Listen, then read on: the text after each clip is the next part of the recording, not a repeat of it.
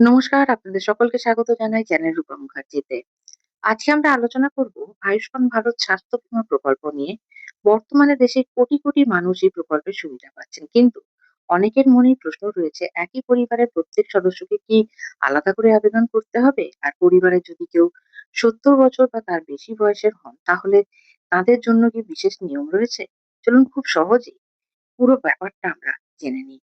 আয়ুষ্মান ভারত প্রধানমন্ত্রী জন আরোগ্য যোজনা পিএমজেএওয়াই হলো কেন্দ্র সরকারের একটি স্বাস্থ্য বীমা প্রকল্প। এর মাধ্যমে যোগ্য পরিবারগুলি বছরে ৫ লক্ষ টাকা পর্যন্ত ক্যাশলেস চিকিৎসার সুবিধা পেয়ে থাকেন। এখন আসি সবচেয়ে গুরুত্বপূর্ণ প্রশ্নে, পরিবারের প্রত্যেক সদস্যকে কি আলাদা করে আবেদন করতে হবে? এর উত্তর হলো, পরিবারের প্রতিটি সদস্যের নাম আলাদাভাবে যাচাই করা প্রয়োজন। অর্থাৎ একটি পরিবার হিসেবে আবেদন করা হলেও প্রত্যেক সদস্যের পরিচয়, আধার নাম্বার এবং অন্যান্য প্রয়োজনীয় তথ্য সিস্টেমে পৃথকভাবে যুক্ত থাকতে হবে। তাই পরিবারের সকল সদস্যদের তথ্য সঠিকভাবে আপডেট করা অত্যন্ত গুরুত্বপূর্ণ।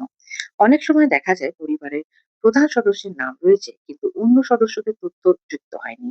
সেক্ষেত্রে সেই সদস্য চিকিৎসা সুবিধা পেতে সমস্যায় পড়তে পারেন। তাই নিজের পরিবারের সকল সদস্যের নাম তালিকায় রয়েছে কিনা তা অবশ্যই যাচাই করে নিন। এবার আসি 70 বছর বা তার বেশি বয়সী প্রবীণ নাগরিকদের প্রসঙ্গে। কেন্দ্র সরকারের প্রবীণ নাগরিকদের স্বাস্থ্য সুরক্ষার বিষয়টি বিশেষ গুরুত্ব দিয়েছে। নতুন নিয়ম অনুযায়ী 70 বছর বা তার বেশি বয়সী প্রবীণরা বিশেষ সুবিধার আওতায় আসতে পারেন।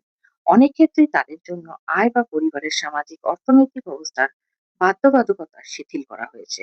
অর্থাৎ কোনো পরিবারের সদস্য যদি 70 বছর বা তার বেশি বয়সী হন, তাহলে তিনি আয়ুষ্মান ভারত প্রকল্পের আওতায় স্বাস্থ্য সুবিধা পাওয়ার জন্য বিশেষভাবে যোগ্য হতে পারেন। তবে যাচাইকরণ বা নিবন্ধনের সময় বয়সের প্রমাণপত্র, আধার কার্ড এবং অন্যান্য প্রয়োজনীয় নথি জমা দিতে হবে।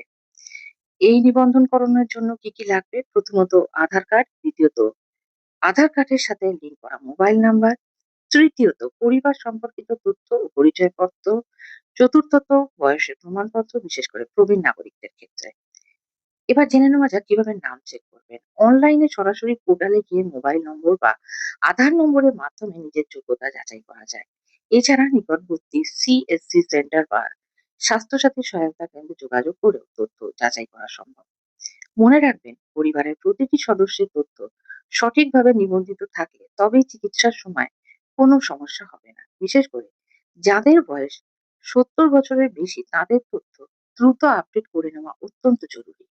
আশা করি আজকের ভিডিও থেকে আপনারা বুঝতে পেরেছেন পরিবারের সদস্যদের নিবন্ধন সংক্রান্ত নিয়ম কি এবং 70 বছরের বেশি বয়সীদের জন্য নতুন সুবিধাগুলি কিভাবে কাজ করে।